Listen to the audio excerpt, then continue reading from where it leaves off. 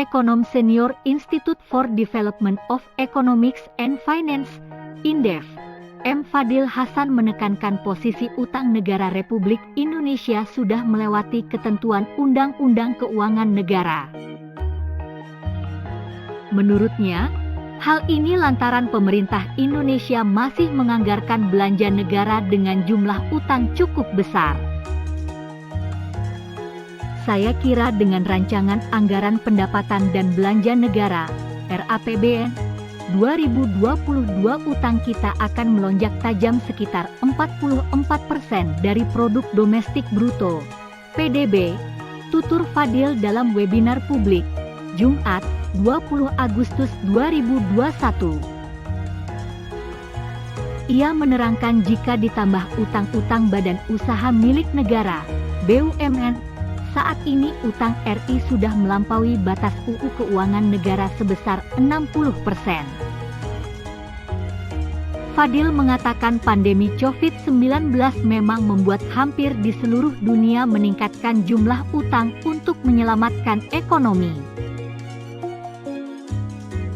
Di sisi lain peningkatan utang berakibat kerentanan sisi fiskal. Jadi harus tetap dikontrol bagaimana defisit bisa ditekan dari 5,7% menjadi 4,85%, tegasnya. Dia menerangkan RAPBN dapat tercapai apabila memiliki 3 fungsi utama yaitu stabilisasi, alokasi, dan distribusi.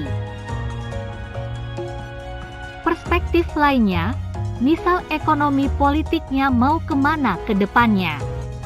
Apakah terdapat banyak kepentingan dan tarik-menarik dalam konteks konsumen ke produsen, kementerian ke lembaga dan pusat ke daerah? Pandemi COVID-19 menjadi sumber ketidakpastian utama.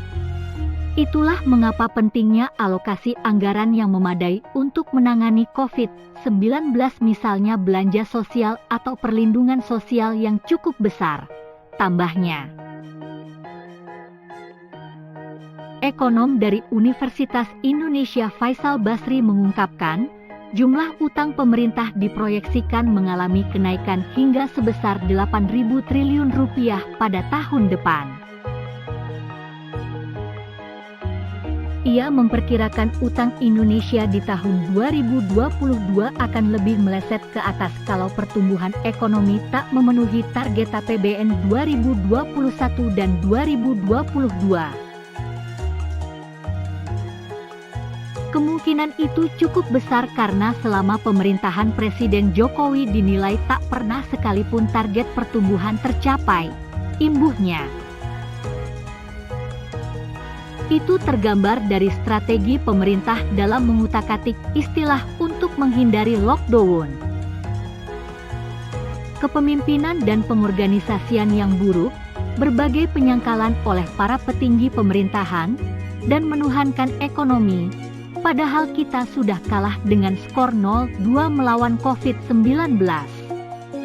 Kesehatan kalah, ekonomi kalah, pungkasnya sebagai penutup dari analisis yang dia sampaikan.